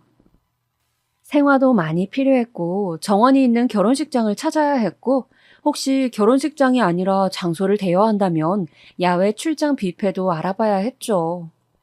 혼자 품을 팔다가 도저히 안 돼서 웨딩 플래너와 열심히 상담하며 식장도 잡고 웨딩 촬영도 하면서 특별한 결혼식이 될 수 있도록 애썼죠. 양가 가족들 그리고 친구들 축복을 받으며 결혼했고 동양의 하와이라고 불리는 일본 오키나와로 신혼여행도 다녀왔습니다. 오키나와는 미군 주둔지여서 스테이크가 유명했는데 아직도 거기 가서 남친에서 남편이 된 것을 축하하면서 둘이서 남편은 맥주에 스테이크를 저는 주스와 스테이크를 먹었던 것이 눈에 아른거릴 만큼 저에게는 행복한 기억입니다. 날씨도 좋았고 분위기도 좋았고 모든 것이 행복했어요. 해변에서 수영을 하는데 그 순간 얼마나 행복한지 이 사람과 살면서 항상 이런 기분으로 살 수 있다면 정말 좋겠다 그런 생각도 들었습니다. 그렇게 시작된 제 결혼 생활은 1년간 무던하게 흘러갔습니다. 저는 독서실을 끊어서 대학 입학 공부를 하면서 시간을 보냈고 남편은 매일 출근을 했죠. 그런데 제가 막 대학을 붙어서 입학 준비를 하려던 찰나 남편은 샌드위치 가게 점장 일이 마음에 안 들었던지 이제 내 사업을 좀 해보고 싶다면서 계속 가게를 그만둘 공리를 하는 것이었습니다. 내심 불안해진 제가 그만두면 뭘 하고 살 거냐고 물어도 남편은 그저 미천을 가지고 사업을 구상 중이라고만 했어요. 저는 당장 저도 대학을 다녀야 하는데 남편이 사업을 시작했다가 잘 되지 않으면 어쩌나 걱정이 앞섰습니다. 그래서 그런 우려의 말을 하니 남편은 제 말을 들어보지도 않고 다짜고짜 화를 내는 것이었어요. 자신을 못 믿는 거냐면서요. 그러던 어느 날 저녁이었습니다. 자기야, 잠깐 할 말이 있는데 내가 사업 구상하고 있는 건 알고 있지? 샌드위치 가게 일 그만두고 브런치 레스토랑 차리고 싶다며.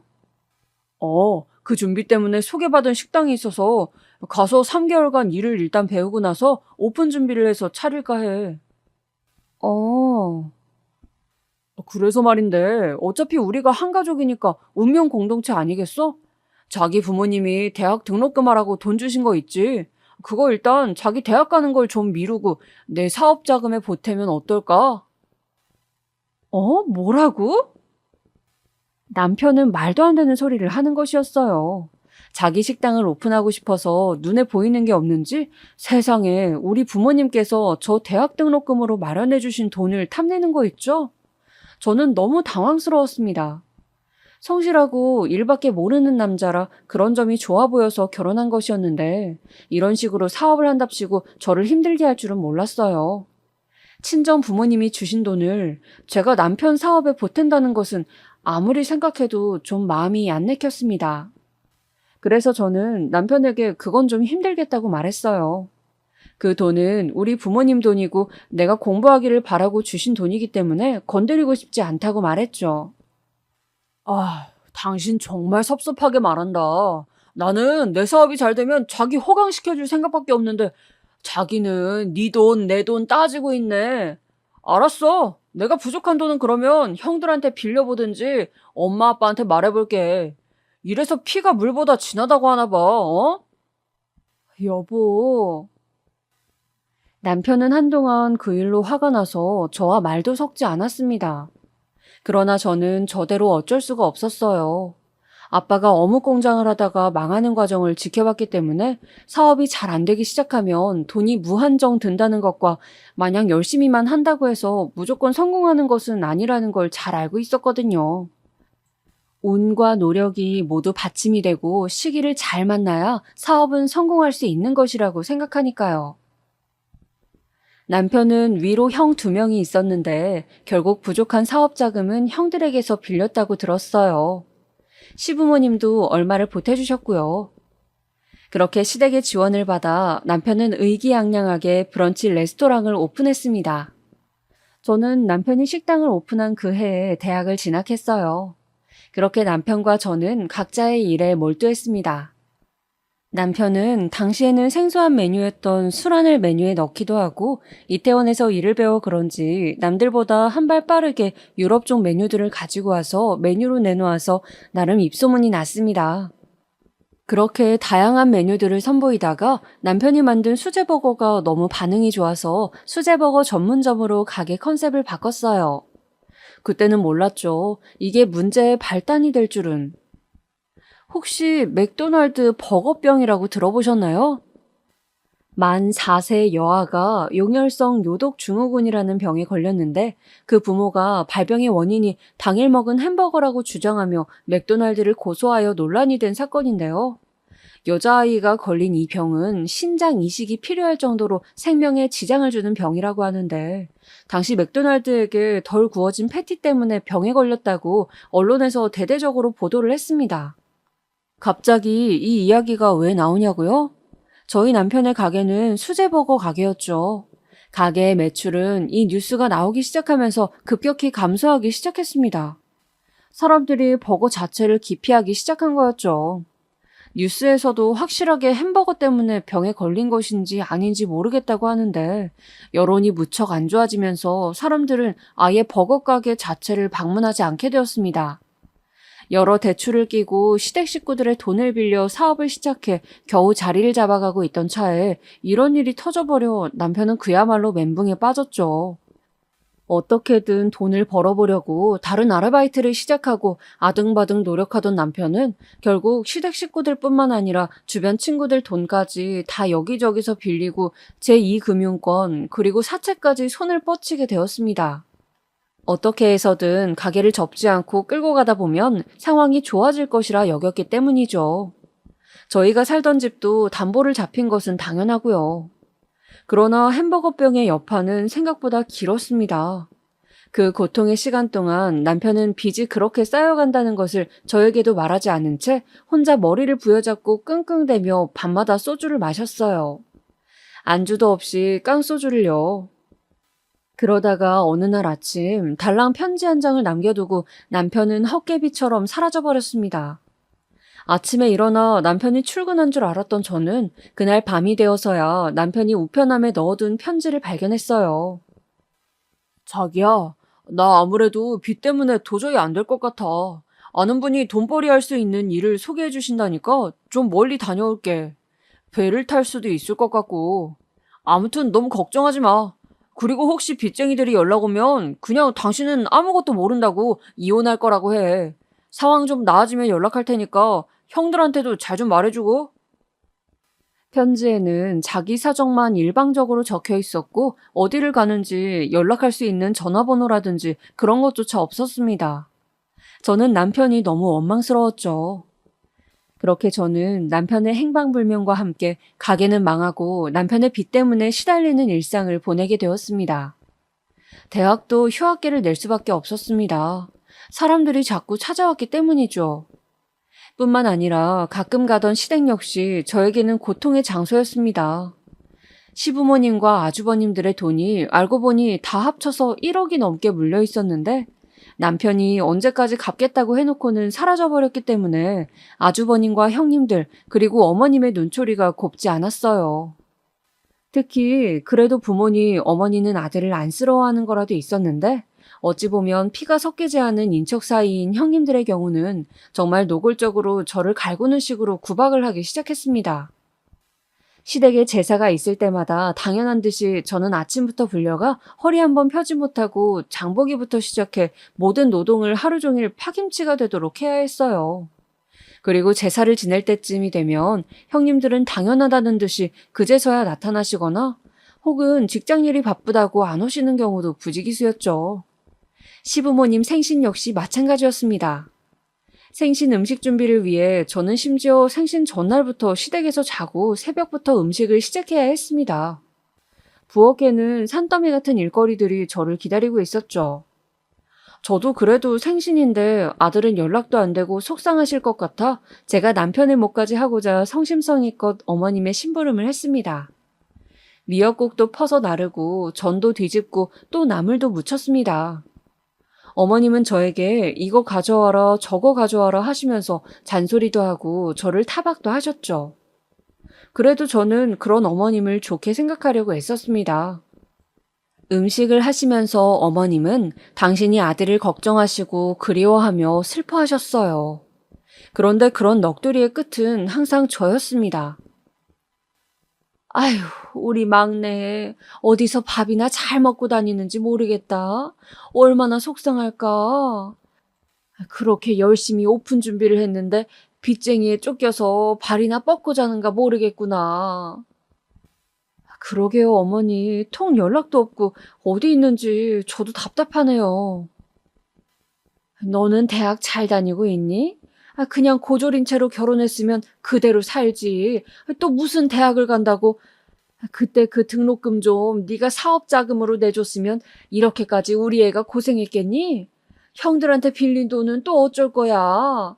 아휴, 내가 큰 며느리, 둘째 며느리 볼라치 없다. 어머니, 저도 힘들어요. 아니, 돈도 안 보태놓고 네가 힘들긴 뭐가 힘드니? 그나저나 두 집 다 애들도 있고 돈도 빠듯한데 진짜 네가 형님들한테 미안하다고 싹싹 빌고 계속 잘해야 된다. 돈 갚을 때까진 말이야. 납작 엎드리라고. 알겠니? 어머님은 항상 저에게 그런 말들을 늘어놓으면서 형님들 심기를 거스르지 말고 되도록 집안일은 다 하도록 하라고 당부를 하시는 거였어요. 돈도 없고 지금 당장 빚을 갚을 수도 없으니 일이라도 해야지 뭐 어쩌겠냐고요. 저는 그런 말들이 듣기 싫고 너무 귀를 틀어막고 싶었지만 한편으로 틀린 말도 아니다 싶었기에 참고 견뎠습니다. 제사를 지내던 날 어머니의 걱정인지 구박인지를 들으며 정말 허리가 펴지지 않을 정도로 고된 노동을 하고 나면 그날 저녁에는 잠자리에 들며 하염없이 눈물이 흘렀습니다. 이런 상황을 친정에 알리고 그냥 이혼할까 싶다가도 차마 이런 처지에 있는 남편을 버리고 가는 것만 같아서 조금만 더 견뎌보자며 나 자신을 다독였어요. 우리 시댁은 제사며 생신이며 김장이며 행사가 많은 곳이었는데 언젠가부터 형님들은 당연한 듯이 모든 노동을 저에게 미루고 일이 바쁘다는 핑계로 참석을 하지 않으시거나 다 끝날 무렵 얼굴만 디밀기 시작했습니다. 김장할 때는 정말 제가 크게 다칠 뻔했어요. 여보세요? 바쁘니? 네, 안 바빠요, 어머니. 주말 잘 보내고 계세요? 다름이 아니라 너 지금 좀 올 수 있니? 내가 할 일이 생겼는데 나 혼자 못할 것 같아서 말이야. 네? 네, 알겠어요, 어머니. 저는 그 길로 어머님 댁으로 달려왔습니다. 그렇게 달려간 곳에는 커다란 다라이들이 바닥에 펼쳐져 있고 새빨간 양념과 산더미 같은 배추가 쌓여 있었습니다. 아유, 오늘 김장을 하기로 했는데 손이 부족할 것 같아서 말이야. 다른 분들은요? 니네 형님들은 다 일이 있다는구나. 좀 이따 저녁 시간에 김치 받으러 들른다고 하던데. 그냥 사 먹자는 거 내가 좋아서 하는 거니 너만 있어도 되지 뭐. 안 그러냐? 얼른 배추에 양념 좀 묻혀보렴. 저는 그렇게 앞치마를 두르고 젓갈 냄새와 김치 양념 냄새에 쩔어 김장을 하기 시작했습니다. 당시에 생활비를 벌기 위해서 마트에서 일을 하고 있었기 때문에 제 온몸에는 파스가 붙여져 있을 정도로 근육통에 시달리고 있었는데 시댁에서 하루 종일 김장을 하니 나중에는 눈앞이 어질어질하기 시작했습니다. 결국 저는 양념통을 들고 배추더미를 향해 가다가 양념통을 그만 엎지르고 말았어요. 철푸덕 저의 온몸은 양념으로 엉망이 되었고 저는 너무 아파서 바로 일어나지도 못하고 잠시 누워 있었습니다. 아이고 뭐니나 너 일 좀 똑바로 못하니? 아이고 일을 어째 아까운 양념을 아이고 얼른 일어나지 못해? 네 어머니 저 팔 좀 잡아주시겠어요? 정말 가지가지 하는구나. 그렇게 집에 돈 사고를 쳤으면 일이라도 입댈 것 없이 잘해야지. 도대체 넌 우리 집에서 뭐 하는 거니? 저는 눈물이 핑 돌았습니다. 양념 범벅이 되어 온몸이 아픈 저에게 어머니는 구박을 퍼부으셨어요. 제가 남편 사업에 협조하지 않아서 이 지경이 되었다는 둥 입만 열면 모든 비난은 저에게로 향했죠. 그때였습니다. 어머니, 저희 왔어요. 어찌된 일인지 큰형님과 둘째 형님이 함께 들어오시는 거였어요. 직장을 다녀오신 모양인지 정장을 입고 핸드백을 메고 거짓골이 된 저를 바라보고 있는 형님들. 어머, 동서, 그게 무슨 꼴이야? 넘어진 거야? 아유, 아프겠다. 근데 동서, 모양이 꼭 무슨 양념 닭다리 같아. 시뻘건 게. 두 분은 제 모습이 웃겼는지 박장대소를 하시더군요. 저는 눈물이 핑 돌았지만 그저 억지 미소를 지으며 화장실로 가서 몸을 씻어낼 수밖에 없었습니다. 저에게는 제 회사 김장 말고도 또 스트레스 받는 일이 있었는데 바로 여름 휴가였어요. 시댁은 무슨 고집이신지 여름 휴가만은 항상 다 같이 가야 한다는 철칙이 있었습니다.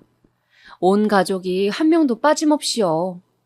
평소 시댁 행사에 잘 도망다니는 형님들이라도 휴가는 절대 피할 수가 없었어요. 저는 남편이 없이 3번 정도를 여름 휴가에 참석하게 되었는데 출발하면서부터 저의 고난이 시작되었습니다. 큰형님네는 아이가 2명이 있었고 둘 다 초등학생이었어요.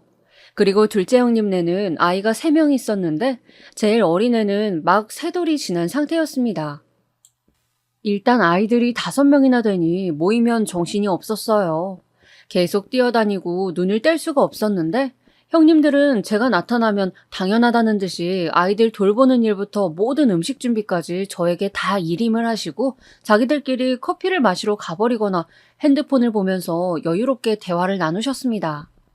아주버님들 역시 남편이 돈을 갚지 않고 사라진 이후 저에게는 거의 말도 붙이지 않고 저를 유령 취급하셨죠.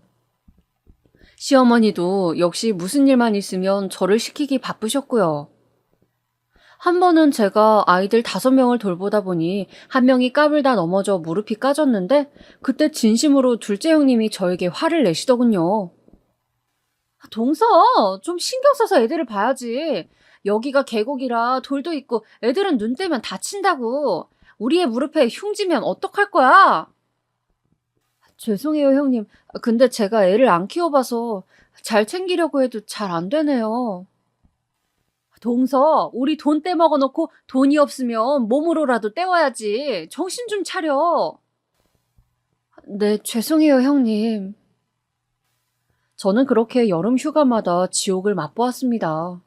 가끔은 시어머니의 남동생분인, 그러니까 제 남편 입장에선 외삼촌네 자식들과 손주들까지 오면 총 인원이 20명이 될 때도 있었는데 그 음식 준비도 저 혼자 다 도맡아서 해야 했습니다.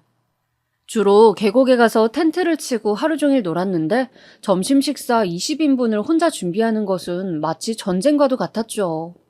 저는 그 전날부터 국을 미리 만들어 놓고 밑반찬도 하루 종일 만들어서 가지고 갔고 최대한 음식을 준비해 가서 빠르게 차리려고 하는데도 20인분이나 되다 보니 시간은 2시간은 걸리는 것 같았습니다. 치우는데 1시간은 걸렸고요. 다른 형님들은 알록달록한 원피스를 입고 선글라스를 끼고 사진을 찍으며 시원한 계곡물에 발을 담그는 동안 저는 집에서 입던 늘어진 티셔츠에 앞치마를 두르고 정말 말 그대로 식모처럼 계속 불 앞에 서서 음식을 만들고 치우고 설거지하고 쓰레기 버리고 아이들 다치지 않을까 챙기고 식사 준비를 마치고 겨우 좀 쉬려고 하면 디저트를 드시면서 저보고 애를 보라고 하시니 정말 미칠 지경이었습니다. 그런 날 밤이면 저는 연락도 되지 않는 남편 옛날 폰번호에다가 욕을 잔뜩 써놓곤 했어요. 야, 이 자식아, 도망을 갈 거면 나를 데리고 가든가 이혼을 하고 가든가. 나 혼자 이 모진 구박을 어떻게 버티라고. 정말 성실한 거 하나 믿고 결혼했는데 정말 연락 안 되니 너무 답답하다. 무슨 안 좋은 일 있는 건 아니지? 제발 연락 좀 해줘, 자기야. 나 진짜 너무 힘들어. 주로 이런 내용의 문자들이었습니다. 이혼을 하고 싶은 마음이 날이 갈수록 굴뚝 같아졌지만 도대체 연락이 돼야 이혼을 해도 할 텐데 참 남편이 야속하고 또 야속했습니다. 날이 갈수록 잠 못 이루는 밤이 들어가고 저는 입맛을 잃어 살도 5kg나 빠졌습니다. 친정 부모님이 걱정하실까봐 친정에도 잘 가지 않았어요. 살이 빠진 저의 초췌한 얼굴을 보면 부모님이 너무 걱정을 할 것 같았거든요.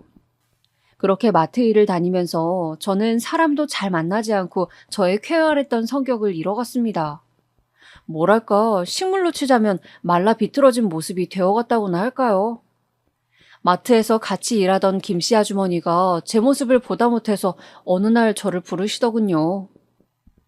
세댁, 요새 무슨 일이 있어? 얼굴이 너무 안 좋아. 아직도 남편이 연락도 안 돼? 예전에 밥을 먹으면서 답답한 마음에 슬쩍 제 사정을 털어놓았더니 걱정이 되셨나 보더라고요. 네. 요즘 입맛도 영 없어 보이고 우울증 걸린 거 아니야? 내가 실은 몇 년 전에 모든 일에 너무 의욕이 없어서 정신과 상담을 받은 적이 있거든. 병원 추천해 줄 테니까 한번 가봐. 이러다 죽겠어. 응? 그렇게 저는 난생 처음으로 정신과 병원을 가게 되었습니다. 무슨 큰 정신병이라고 하면 어쩌나 걱정이 들었지만 어떤 이야기를 들어도 지금 제 상황에서 더 나빠질 것은 없을 것도 같았죠. 병원에서 만난 의사 선생님은 제가 생각한 쌀쌀맞은 의사 선생님의 느낌과는 완전 달랐습니다. 인자한 인상의 여자 선생님이셨는데 저에게 하고 싶은 이야기가 있으면 뭐든 좋으니 해보라고 하셨죠. 저는 저도 모르게 쉴 새 없이 말을 쏟아내다가 눈물을 흘리고 말았어요. 선생님은 저에게 휴지를 내밀며 말씀하시더군요. 환자분이 힘들다고 느끼면 힘든 거예요. 그리고 환자분이 시댁 식구들한테 죄책감 느끼고 혼자 모든 걸 다 하지 않아도 돼요. 먼저 나 자신부터 돌보고 하고 싶은 말은 하도록 하세요. 이렇게 힘든 상황일수록 조금이라도 긍정적으로 생각하고 자신을 사랑해야 해요. 저는 선생님의 모든 걸 다 해내지 않아도 괜찮다는 그 말이 가슴 깊숙이 와닿는 느낌이었습니다. 진심으로 위로가 되는 말이었어요. 그동안 내가 얼마나 남편의 과오까지 내 몫으로 생각하고 모든 것을 떠맡으려 했는지 새삼 깨닫게 되었습니다. 저는 그냥 제가 하고 싶은 대로 인생을 살면 되는 것이었어요. 남편이 무책임하게 빚을 지고 저한테 수습을 떠넘기고 사라진 것처럼 저 역시 제가 원하는 대로 살아도 되는 것이었죠. 그걸 제 짐으로 지운 것은 그냥 시어머니와 형님들이 자신들의 스트레스를 풀기 위해 저를 괴롭힌 것이었어요. 저는 마치 머리를 누군가에게 한 대 맞은 듯이 모든 것이 갑자기 선명해지는 느낌이었습니다. 남편이 연락이 되든 말든 나는 이혼 소송을 제기할 수도 있고 시댁의 불합리한 처사에 내 목소리를 내도 되는 것이었어요. 그렇게 마음을 먹고 나자 조금 의욕도 생기고 식욕도 생기는 듯 했습니다. 하루 중에 나 자신을 위해 뭔가 소소한 일을 하는 시간도 가지기로 했어요. 30분 정도 제가 정말 하고 싶은 일을 하는 것이죠. 주로 산책을 하거나 부모님과 통화를 하거나 또 좋아하는 드라마를 봤어요. 그리고 항상 거울을 보면서 나 자신에게 말했습니다. 너는 소중한 사람이야. 더 이상 혼자 모든 것을 견디지 말자. 이렇게 매일 하다 보니 정말 놀라울 정도로 좋아지는 느낌이 들었어요. 모든 것을 심플하게 생각하니 세상에는 즐거운 일도 많고 하루하루 느낄 수 있는 작은 즐거움들이 많았죠. 한동안 시댁에서 행사가 있어도 저는 친정에 일이 있다며 핑계를 대고 참석하지 않았습니다. 시어머니는 당황하시는 듯 했지만 저는 이제 제 인생을 제대로 살기로 했기 때문에 괜찮았어요. 그러던 와중에 드디어 지옥의 여름 휴가가 다가왔습니다. 여전히 남편은 아무 연락도 되질 않았어요. 저는 이번 휴가는 아예 안 갈 작정이었습니다. 여보세요? 셋째야. 우리 이번 주말에 늘 가던 계곡으로 휴가 가기로 했다. 동생네도 온다고 하니까 20인분 음식 준비해 오렴. 어머니 죄송하지만 저는 올해는 휴가 참석 못할 것 같아요. 뭐? 아니 왜? 저도 힘들어서 더 이상 못하겠어요, 어머니. 이혼하라고 하시면 그렇게 할게요. 남편이라고 몇 년째 연락도 안 되고 제멋대로인데 저도 이제 지치네요, 정말. 네가 인간이냐? 네? 네가 사람이냐고? 네가 친정서 받았던 돈 그거 보태줬으면 우리 아들이 그렇게 마음고생하고 형들한테 그런 취급받을 일도 없었잖니. 어떻게 요만큼도 미안해하는 게 없어? 됐고, 이혼을 하든 말든 내가 첫째, 둘째 눈치를 얼마나 보는데 네가 안 오면 음식을 그러면 다 늙은 내가 하란 말이니? 너네 집에 돈 뜯긴 큰애 둘째가 하란 말이니? 잔말 말고 당장 이혼하고 싶은 게 아니면 와! 뚝! 어머님은 그렇게 자기 할 말만 퍼부으시고 전화를 끊으셨습니다. 저는 어이가 없었어요. 어차피 이런 대접을 받을 거 그동안 왜 그렇게 전전긍긍하며 고생을 했는지. 저는 그냥 안 간다고 말하려다가 이대로는 분해서 안 될 것 같아서 저 나름의 복수 계획을 세웠습니다. 우선 인스턴트 식품을 잔뜩 사서 캐리어에 넣었어요. 그리고 편의점 도시락을 20인분 샀습니다. 콜라도 잔뜩 샀죠. 그리고 집에 있던 구명조끼를 하나 들고 갔습니다. 근사한 수영복도 하나 샀죠. 그리고 대망의 여름 휴가 날이었습니다. 왔니? 다들 배고프니까 점심 준비부터 하거라. 네, 저기 도시락 사다 놨으니 하나씩 드시면 돼요. 전자레인지가 없어서 좀 차갑긴 하겠지만요. 그럼 저는 물놀이 하러 다녀올게요. 저는 도시락을 쌓아둔 곳을 가리키면서 미소를 띤 채 계곡으로 향했습니다. 몇 번을 갔어도 발 한 번 담궈보지 못했던 계곡물은 정말 시원했어요. 그동안의 서름이 한순간에 씻겨 내려가는 느낌이었죠. 그렇게 저만의 망중한을 즐기고 있을 때 형님 두 분이 제 곁으로 다가오시더군요. 동서, 음식이 저게 뭐야? 이제 막 나가기로 한 거야? 형님, 저도 계곡물에 몸 좀 담궈보려고요. 식모도 아니고 계속 일만 할 순 없잖아요. 참 뻔뻔하다. 돈도 없는 년이. 그런 거라도 해야지. 뭐라고 하셨어요, 지금? 아니야, 그냥 어이가 없어서. 어느새 옆에 다가온 시모 역시 형님 둘과 함께 고개를 끄덕이고 계시더군요. 저는 순간 더 이상은 안 되겠다 싶었습니다. 그래서 계곡에서 나온 다음 냅다 큰형님 멱살을 잡고 물속으로 던져버렸어요. 오랫동안 공장 일을 했고 또 바닷가 출신이라 수영도 잘하던 저의 힘에 형님은 찍소리도 못하고 계곡에 풍덩 빠져버렸죠. 어머, 뭐 하는 짓이야? 저는 들은 척도 하지 않고 둘째 형님 그리고 마지막으로 시모까지 계곡물 맛을 보여드렸어요. 풍덩 풍덩. 아유, 사람 살려. 동서 동서. 제가 있던 곳은 계곡의 한쪽이라 다른 가족들은 아무도 세 분이 빠진 것을 보지 못했습니다. 저는 물에 빠져 허우적대는 세 명을 보며 통쾌하게 웃다가 가지고 온 구명조끼를 한 명에게 던져준 다음 수영을 해서 나머지 두 명도 건져주었죠. 수영을 못하는 사람 입장에서는 깊은 물이지만 제 입장에서는 얕은 물이라 다시 셋을 건져내는 것은 쉬웠습니다. 세 사람은 그야말로 물에 빠진 생쥐꼴이 되어 온몸을 떨면서 저를 두려운 눈으로 바라보더군요. 특히 시모는 너무 놀랐는지 아무 말도 못하고 입을 턱 벌린 채 저를 바라보고 있었어요. 저는 그 얄미운 세 명에게 웃으며 말했습니다. 어머님, 형님들, 저는 이제 제 잘못이라고 자책 안 하고요. 행복하게 살기로 했어요. 부당하게 시키는 모든 시집살이 노동은 하지 않을 거예요. 이혼을 해도 괜찮고요. 그 부분은 행방불명된 남편이 연락이 온다면 정할 테니 이제 저한테 말도 안 되는 요구하지 마세요. 그럼 저는 오늘 일찍 가보겠습니다. 컵라면하고 콜라 많이 있으니 도시락 먹고 저녁은 컵라면 드시면 되겠네요. 그럼 즐거운 휴가 되세요. 그렇게 저는 벙쪄 있는 세 명을 등 뒤로 두고 당당하게 걸어서 그 지옥 같은 여름 휴가를 탈출했습니다. 그리고 그 후로 시댁과 거의 연을 끊고 살고 있죠. 마트 일을 계속하다가 저를 걱정해 주셨던 김씨 아주머니께서 그동안 모은 돈으로 가게를 차리신다고 해서 저도 그 가게로 따라가게 되었습니다.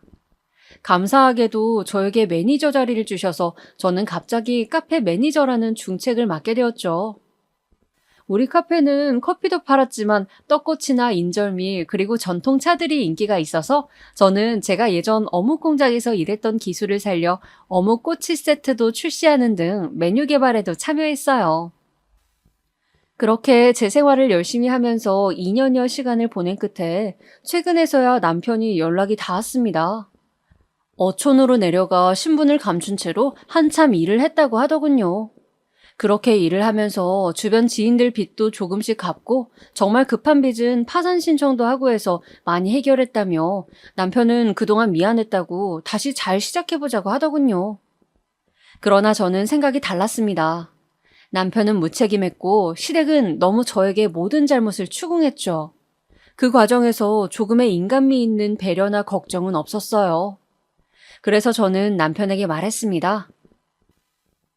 당신이 아주버님에게 빌린 돈 때문에 내가 그동안 얼마나 많은 수모를 당했고 고통을 겪었는지 아마 당신은 상상도 못할 거야. 나는 다시는 그 인간들 얼굴 볼 생각 없으니까 그냥 좋은 말로 할 때 이혼해줘. 당신이 유책 배우자인 건 알고 있지? 여보, 미안해. 아니, 사과하지 마. 당신은 배우자라고 하면서 나를 버리고 도망갔어. 남아있는 내가 어떻게 살았는지 알아? 그냥 내 인생에서 깔끔하게 사라져줘. 그렇게 저는 몇 번이나 저를 붙잡고 매달리는 남편에게 단호하게 이별을 고했습니다. 아이가 없는 것이 천만 다행이었어요. 아이가 있으면 이혼을 해도 계속 보면서 지내야 한다고 하니까요. 저는 그럴 자신이 정말 없었거든요. 너무나 괴롭고 또 괴로운 시간들이었기 때문이죠. 그렇게 이혼 절차를 밟고 있던 어느 날 시어머니에게서 전화가 왔습니다. 여보세요? 아가, 잘 있었니? 셋째한테도 연락 받았다. 기어이 이혼을 해야겠니? 어머니, 이제 와서 그게 무슨 말씀이세요? 저한테 어떻게 하셨는지 기억 안 나세요? 그때는 내가 그냥 너무 힘들어서 너라도 좀 뭐라도 하는 신용을 하면 다른 며느리들 앞에서 내 체면도 서고. 어머님 아들이 사고 친 걸 제가 왜 수습해야 돼요? 그것도 무슨 식모도 아니고 그렇게 힘들게 일하면서요. 아직도 비가 오면요, 삭신이 쑤셔요. 하도 어머님 덕분에 혹사를 당해서요. 미안하다. 이혼만은 다시 생각해주면 안 되겠니? 이제 와서 그러셔봤자 아무 소용 없어요. 이미 버스 떠났다고요. 어머님은 이제서야 제가 아쉬운지 저에게 매달리시더군요. 사람들은 참 왜 뒤늦게 항상 후회를 하고 미련을 둘까요? 제가 그렇게 최선을 다해서 뭐든 해보려고 노력할 때는 모두가 절 외면하고 알아주지 않더니 이제 그만하겠다고 하니 아쉬워서 붙잡네요. 그냥 호구 노릇 해주던 사람이 이젠 안 한다고 하니까 아쉬운 심리인가요? 여러분은 사람들이 대체 왜 그러시는지 아시나요? 있을 때 잘하라는 그 말을 왜 귀담아 듣지 않는 걸까요? 저는 그렇게 저의 고통스러운 결혼 생활을 끝냈습니다. 그리고 식당 일을 그만두고 모아둔 돈으로 휴학했던 학교에 다시 문의해서 복학을 했죠. 나이가 들어버려 대학을 졸업한다고 해도 취업에는 한계가 있을지 모르지만 그래도 제가 친정 부모님과 했던 약속이고 또 저 자신을 위해 필요한 일이기에 학업을 마치기 위해 열심히 레포트도 쓰고 시험도 보고 있습니다.